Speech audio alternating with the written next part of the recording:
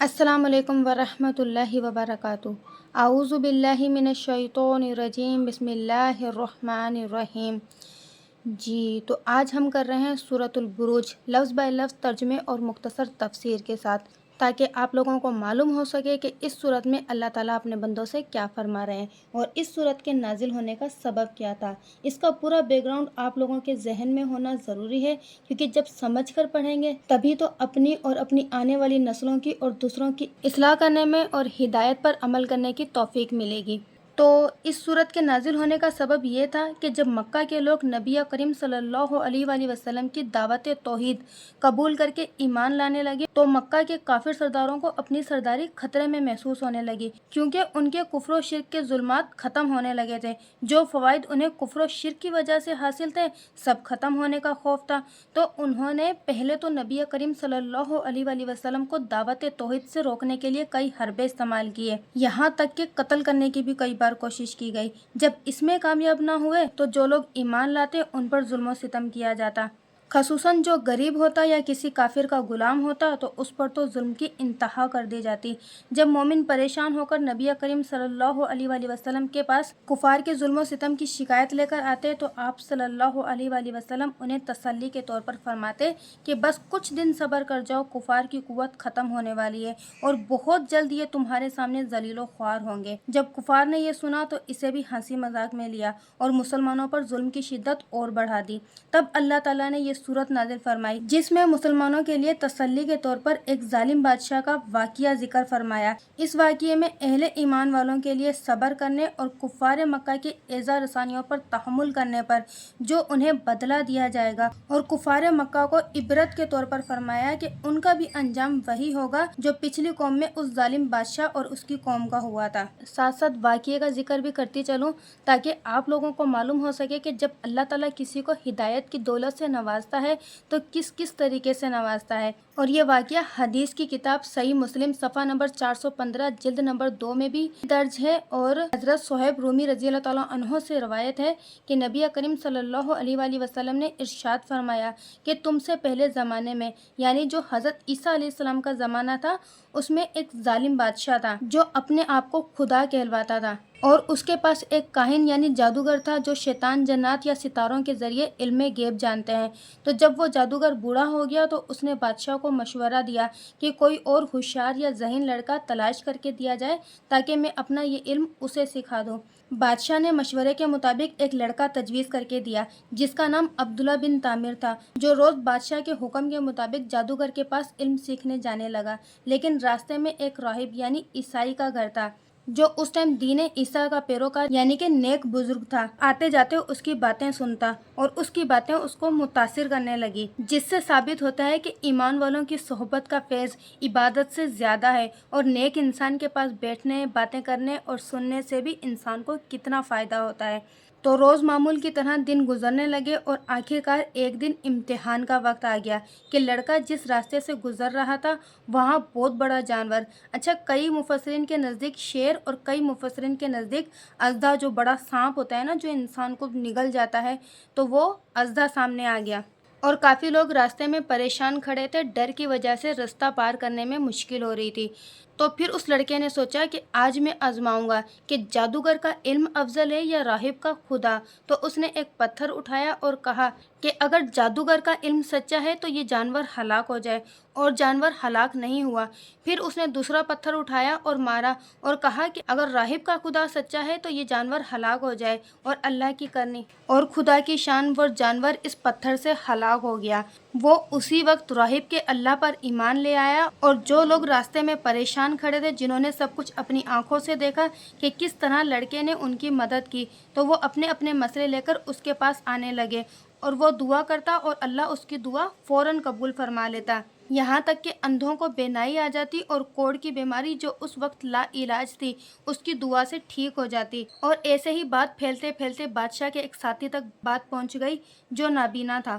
तो वो बहुत सारे तोहफे तोहफ़ लेकर उस लड़के के पास गया और बोला कि अगर तुम मुझे शिफा दे दो तो ये सब तुम्हारे। इस पर लड़के ने जवाब दिया कि मैं कोई शिफा नहीं देता, मैं तो बस दुआ करता हूँ, शिफा तो मेरा रब देता है। अगर तुम इस पर ईमान ले आओ तो मैं दुआ करूँगा और उसके फजलो करम से इंशाल्लाह तुम्हारी आंखें बिल्कुल ठीक हो जाएंगी। वो ईमान ले आया, लड़के ने दुआ की और वो ठीक हो गया। जब बादशाह के पास पहुंचा तो बादशाह ने पूछा कि तुम्हारी बीनाई कैसे आ गई? तब उसने जवाब दिया कि मेरे रब ने मुझे दी है। तब उसने गुस्से में कहा कि मेरे सिवा भी तुम्हारा कोई रब है? तो उसने जवाब दिया, जी हाँ, मेरा अल्लाह, जिसने मुझे मेरी बीनाई दोबारा लौटा दी। ये सुनते ही बादशाह ने उसे गिरफ्तार कर लिया और बहुत मारा पीटा कि उस लड़के का नाम बताया गया। जब लड़के को हाजिर किया गया तो देखा ये तो वही लड़का है जिसे जादू के इल्म के लिए तजवीज़ किया गया था। बादशाह ने खुश होकर कहा, अच्छा, तो तुम्हारा जादू यहाँ तक पहुँच गया कि तुम ला इलाज बीमारियों का भी इलाज करने लग गए।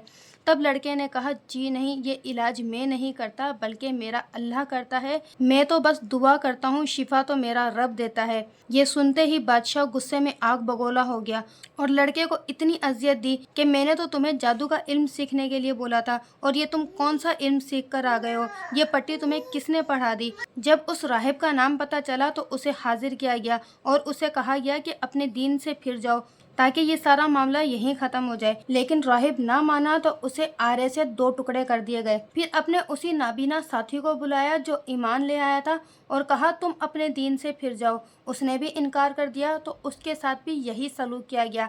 अब उस लड़के की बारी जिसकी वजह से बहुत से लोग ईमान ला रहे थे, उसे कहा गया कि तुम अपने दीन से फिर जाओ। उसने भी मना कर दिया तो बादशाह ने अपने साथियों को हुक्म दिया कि इसे पहाड़ पर ले जाओ और अगर ये दीन से फिर जाए तो सही, वरना फेंक देना। साथी उस लड़के को लेकर पहाड़ की चोटी पर चढ़ गए तो लड़के ने अल्लाह से दुआ की कि या अल्लाह, मुझे किसी भी तरीके से इनसे बचा ले ताकि जिस काम के लिए तूने मुझे चुना है उसमें मैं कामयाब हो सकूं।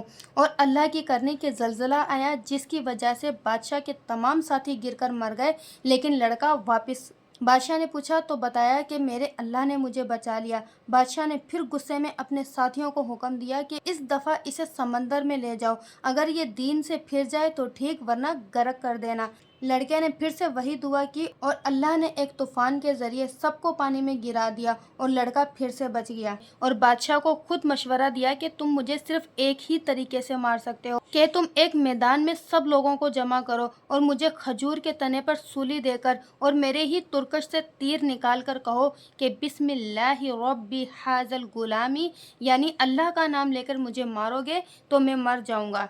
बादशाह ने ऐसे ही किया, लेकिन लड़का अपने मकसद में कामयाब हुआ और उसकी कुर्बानी का अंजाम वही हुआ जिसका डर बादशाह को था कि तमाम लोग सिर्फ अल्लाह के नाम की कुदरत देखकर ईमान ले आए। फिर बादशाह ने अपने साथियों को हुक्म दिया कि बड़ी बड़ी खंदकें खुदवाई जाएं और जो लोग अपने दीन से फिर जाएं तो ठीक, वरना तमाम लोगों को इसमें डाल दिया जाए। और ऐसे ही किया गया। तमाम मोमिन मर्दों और औरतों को इस आग में डाला गया। तो समझते हैं लफ्ज़ बाय लफ्ज़ तर्जुमे के साथ। वस्समाई, कसम है आसमान की, ज़ातिल बुरूज, बुर्जों वाले आसमान की। सबसे पहले बुरूज। अच्छा, बुरूज के मुतलिक मुफस्सिरीन की अलग अलग अक़वाल हैं। जैसे कि कई के नज़दीक आसमानी दरवाजे हैं तो कई के नज़दीक वो महलात जो आसमान में पहरेदारों और निगरान फरिश्तों के लिए मुकर्रर हैं। तो वहीं पर फ़लसफ़ा के नज़दीक बुरूज आसमान के 12 हिस्से हैं जिनका एक मुस्तकिल नाम है जो मैं वीडियो में मेंशन भी कर दूँगी। और वहीं पर हज़रत इब्ने अब्बास रज़ी अल्लाह तआला अन्हु, मुजाहिद रज़ी अल्लाह तआला अन्हु और हसन बसरा रहमतुल्लाह अलैह के नज़दीक बुरूज से मुराद बड़े बड़े सितारे हैं। आगे है वल यौमी, और दिन की, मऊद, वादा किए हुए दिन की। किस दिन का वादा किया हुआ है? क़यामत के दिन का वादा किया हुआ है। उस दिन तमाम ज़मीनी आसमान मखलूक़ात को जमा करने का वादा है। वह शाहिदीन, और हाजिर होने वाले, व मशहूद, और जहाँ हाजिर होते हैं। हाजिर होने से मुराद जुम्मे का दिन है जो हर शहर हर मस्जिद में हाजिर होकर लोगों के अमाल का खुद गवाह है। और हाजिर होते हैं से मुराद अरफे का दिन यानी 9 ज़िलहज है, क्योंकि उस दिन तमाम इतराफ से, तमाम शहरों से मुख्तलिफ लोग बैतुल्लाह इबादत के लिए हाजिर होते हैं। कुतिला, हलाक कर दिए गए, अस्हाबुल उखदूद, खंदक वाले, अन्नारी, आग में, ज़ातिल वकूद, ईंधन वाली आग में। ये आयत बादशाह के उन साथियों के लिए नाजिल हुई जिन्होंने बादशाह के हुक्म पर खंदक खोदकर लोगों को आग में डाला।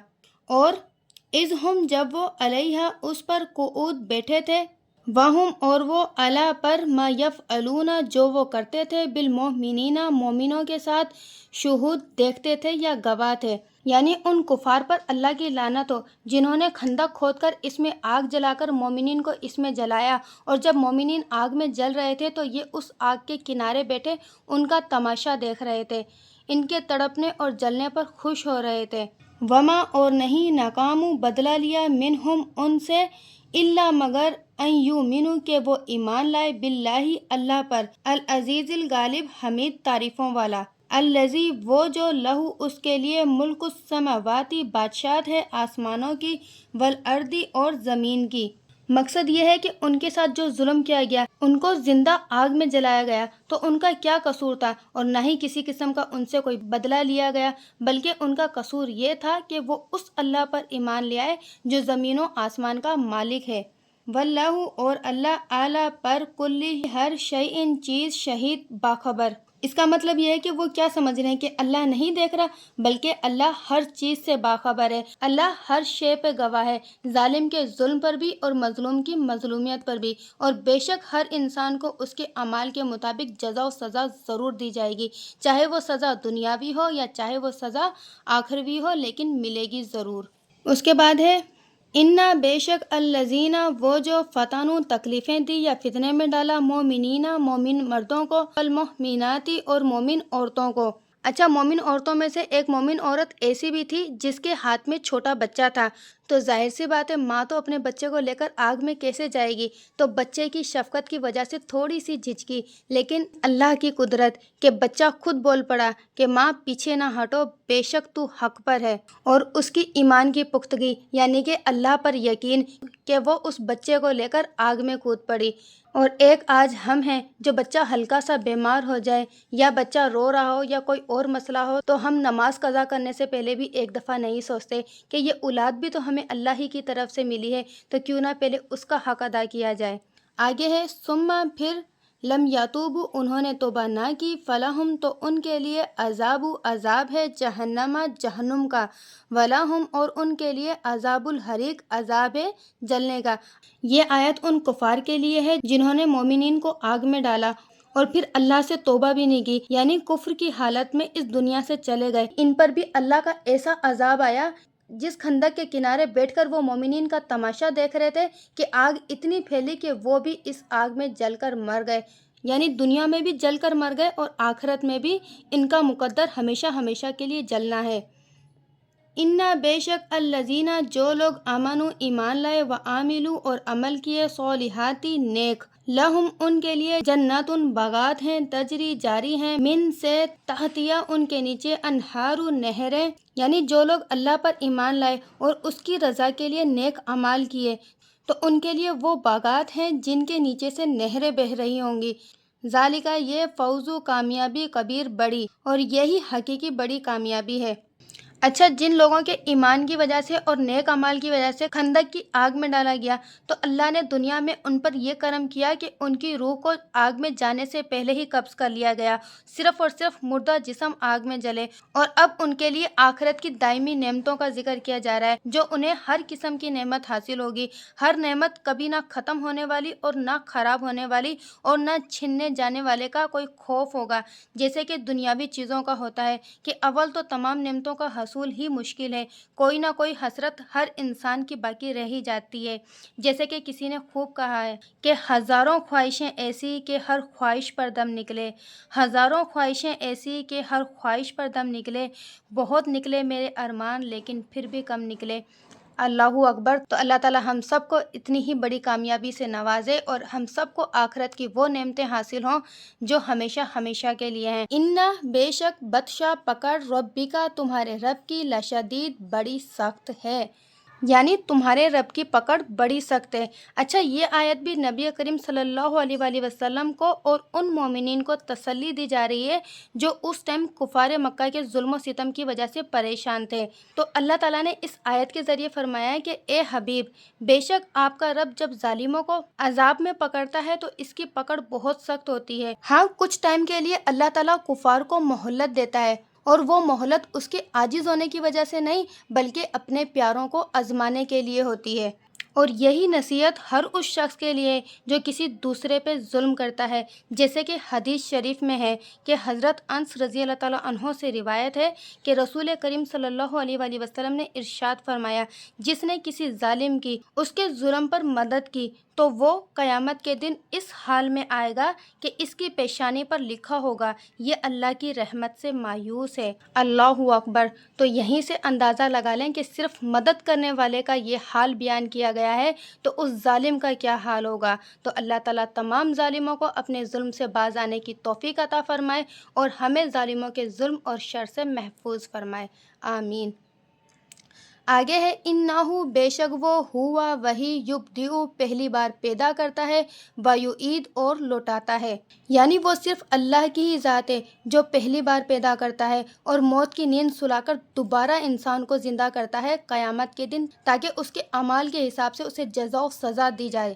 وَہُوَ، اور وہ، غفور، بخشنے والا، ودود، محبت والا ہے۔ یہاں پر اللہ تعالیٰ کی صفات بیان کی جا رہی ہے کہ اگر کوئی گنہگار سچے دل سے اپنے گناہوں کی توبہ کرے، اس سے معافی مانگے تو وہ بخشنے والا ہے، کیونکہ وہ انسان سے اتنی محبت کرتا ہے جتنی محبت ایک ماں بھی نہیں کر سکتی۔ ذوالعرشی، عرش والا یعنی کہ عرش کا مالک ہے، مجیدی، بڑی بزرگی والا، بڑی بندگی والا ہے، فعال، کر ڈالنے والا، لما، جو، یرید، جو وہ چاہے، یعنی جو وہ چاہتا ہے وہ کر دیتا ہے، اسے نہ ہی کسی مددگار کی ضرورت ہے اور نہ ہی اسے کوئی روکنے والا ہے۔ حل، کیا، عطا کا، تجھ تک آئی، حدیث، خبر، جنود، لشکر کی، فرعون کے لشکر کی، و سمود، اور سمود کے لشکر کی۔ اچھا، اب اس آیت میں مومنین کی مزید تسلی کے لیے دو اور بڑی کفار کی قوموں کا ذکر کیا جا رہا ہے۔ ایک تو فرعون، جس نے حضرت موسیٰ علیہ السلام کی دعوت توحید کو جھٹلایا اور کفر کیا۔ دوسری قوم سمود، جس نے حضرت صالح علیہ السلام کی گستاخی اور نافرمانی کی اور کفر کیا اور ان کی دعوت توحید کو جھٹلایا۔ تو اللہ تعالیٰ نے دونوں طاقتور لشکروں کو ان کی کفر کی وجہ سے نیست و نابود کر دیا۔ تو یہ کفار قریش تو ان کے مقابلے میں کچھ بھی نہیں، تو ان کا انجام بھی بہت برا ہوگا۔ بلکہ الذین، وہ جو کہ کفروا، انہوں نے کفر کیا، فی، میں، تکذیب، جھٹلانا۔ اچھا، کفار قریش ان واقعات یا ان آیات سے ڈرنے کے بجائے انہیں جھٹلانے میں لگے رہے کہ نعوذ باللہ ہم اسے نہیں مانتے، لیکن واللہ، اور اللہ، من، سے، ورائہم، ان کے ہر طرف سے، محیط، گھیرے ہوئے ہے، لیکن اللہ رب العزت نے بھی انہیں ہر طرف سے گھیرے ہوئے ہے۔ بلکہ ہوا وہ، قرآن مجید، بڑی بزرگی والا، فی، میں، لوح محفوظ، لوح محفوظ میں۔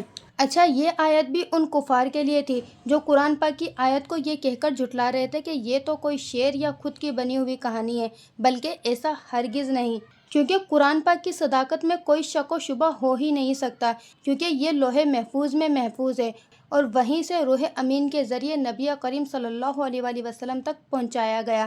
اس لیے قرآن پاک کو جھٹلانا صرف اور صرف جہالت کے اور کچھ ہو ہی نہیں سکتا، اور قرآن پاک کا مرتبہ اللہ تعالیٰ کی نازل کردہ کتابوں میں سب سے بڑا ہے۔ یہیں سے اندازہ لگا لیں کہ اس کتاب کو لانے والا تمام فرشتوں میں افضل، جس مہینے میں نازل ہوا وہ مہینہ تمام مہینوں میں افضل، جس رات نازل ہوا وہ رات تمام راتوں سے افضل، جس جگہ نازل ہوا وہ مقام سب سے افضل، جس زبان میں نازل ہوا وہ زبان تمام زبانوں سے افضل، اور جس نبی پر نازل ہوا ماشاءاللہ وہ نبی تمام نبیوں کے سردار، سبحان اللہ۔ تو اللہ تعالیٰ ہمیں اس پاک کتاب کی محبت میں اتنا مبتلا کر دے کہ اسے پڑھے بغیر سکون نہ ملے، اور جب پڑھیں تو سمجھ کر پڑھیں، اور جب سمجھیں تو اس پر عمل بھی کریں، آمین۔ اور اس کے ساتھ ہی آج ہماری سورۃ البروج بھی مکمل ہو گئی ہے۔ آج کا لیسن یہیں تک، امید کرتی ہوں کہ آج کا لیسن بھی آپ لوگوں کو سمجھ میں آیا ہوگا۔ بہت ساری دعاؤں کے ساتھ، السلام علیکم ورحمۃ اللہ وبرکاتہ۔